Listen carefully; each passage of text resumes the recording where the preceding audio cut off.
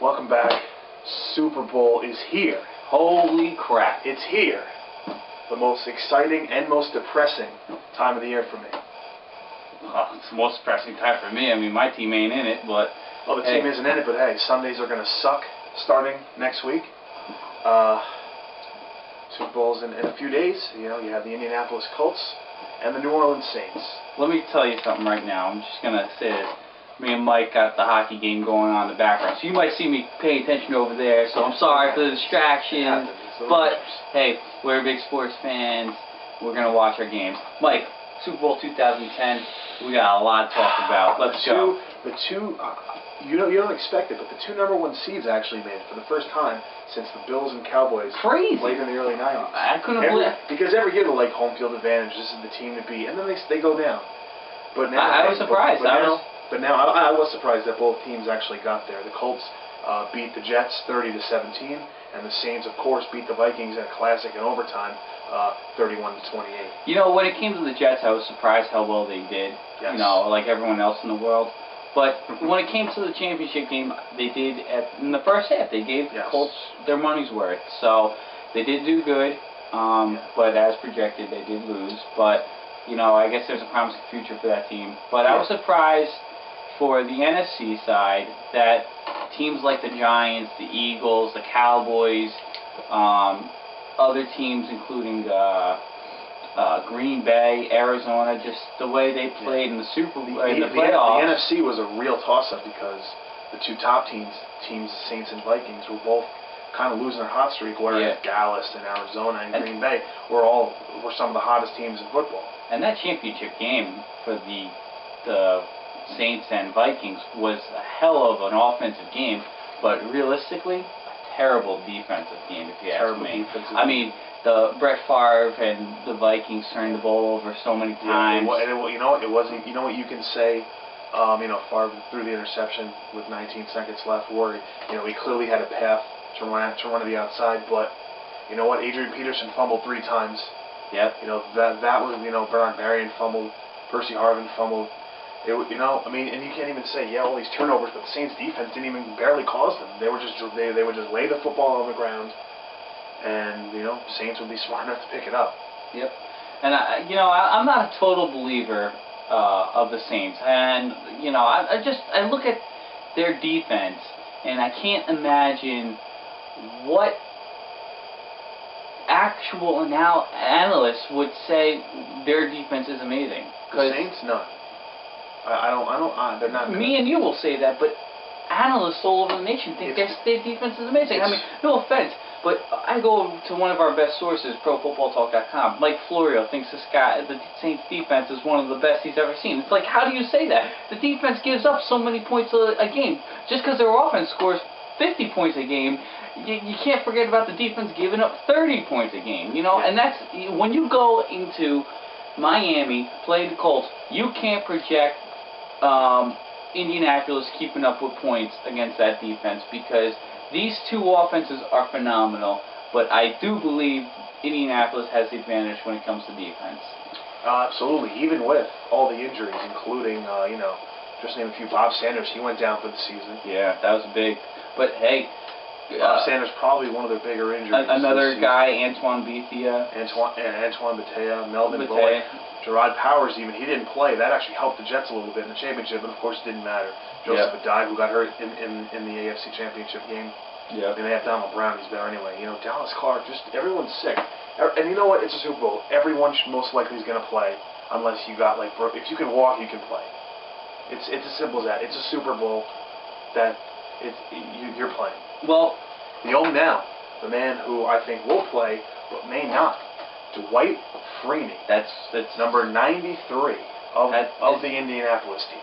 Isn't that sad? You make it to the biggest picture for the whole year in any sport. It's the Super Bowl, and to think you might have to sit with a high ankle sprain in mild. And I'll say it's a big. You can almost compare it to when Terrell Owens played, when the Eagles made the Super Bowl. He pretty much put his career on the line to play in the Super Bowl, and I do give him credit for that, as much of an ass as he can be.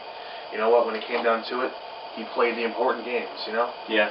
But big difference between playing a wide receiver and a defensive end, clearly, because a defensive end, your ankle, especially for someone like Dwight Freeney, who's been pretty much made a career full spin move, exactly off the spin move. If you take that away, with the Saints offense already dominant, you give Drew Brees an extra second to throw the ball, he's going to burn you every time. I do think guys will step up and fill the position well, like they have before.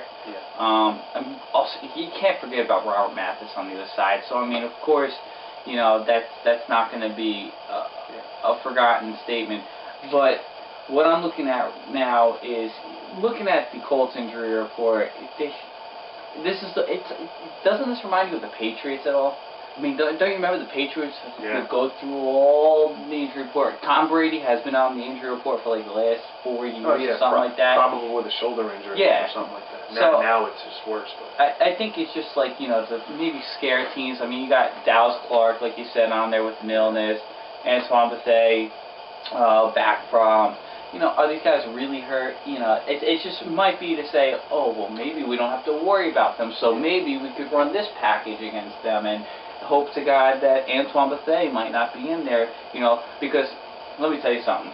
When they lost Bob Sanders, I don't think anyone in that defensive backfield shined more than Antoine Bethea. I mean, he's very good, but you're overshadowed by a guy like Bob Sanders. Not overshadowed, you're not overlooked by your team. Of course. By the public, you are. But then that's what makes a great free safety and great strong safety in this league, is to have a guy like Antoine Bethea and Bob Sanders. But let's talk about the Saints real quick. You heard about earlier in the week Greg Williams saying... Greg Williams is running his mouth all week. Your defense isn't that good. Rex Ryan much? Your defense isn't that good. You need to shut your mouth. Stop going on radio shows and proclaiming your defense is the best, because Peyton Manning's gonna light you up. Your offense is what's gonna win you the Super Bowl, not your defense. Darren Sharper, let me tell you something, buddy. You are nothing special. So what? You pick off a guy 10 times, but how many yards you give up receiving? I mean, come on. You're nothing special anymore. Okay, granted, you picked off Eli 3 or 4 times, and you returned 2 of them for touchdowns. You know what? But that's Eli. This is Peyton. Even though I love Eli, Peyton's a total different QB, and he will outsmart you in every single way, and you're going to stand there shocked. Peyton Manning, it took him a half to adjust, but every time the Jets blitzed, Peyton got the ball off almost a second or 2 before the Jets even got there. And that's how you pick apart a defense. If you can pick apart the Jets defense for all those points that the Colts ended up putting up from the end of the first half into the second half, then you know what? The Saints are going to go down hard. Well, this is what it's going to be up to Drew Brees and that non-stop, high-powered offense to take down the Colts. And I don't know if they can do it. Well, this is what Greg Williams said about Peyton. We're going to have to get in there and knock him around. Jay Glazer of Fox Sports reported later that Sean Payton sent Williams a jar of peanut butter, crackers, and a jar of sand, which he says are all tools to keep Williams' mouth shut. This guy, is he trying to be like a Rex Ryan in this league or something like that? I mean, does he not think... At least Rex Ryan, kind of backed up his shit talk a little bit. I mean, yeah, he walked the walk. I mean, all the way into the AFC Championship. I mean, you got to remember, Rex Ryan dealt with some serious injuries with some of his players. So I mean, imagine having went down. Imagine another 2 years on Mark Sanchez with experience. That team could be very dangerous. I mean, probably 2 years from now they won't have Thomas Jones, but we're not talking about them. This is Super Bowl. We are underway. Super Bowl 44 is this Sunday. We got a lot more to talk about, but we got to take a second break. We're going to take a quick break. When we come back, obviously our picks are coming up. You don't want to miss that.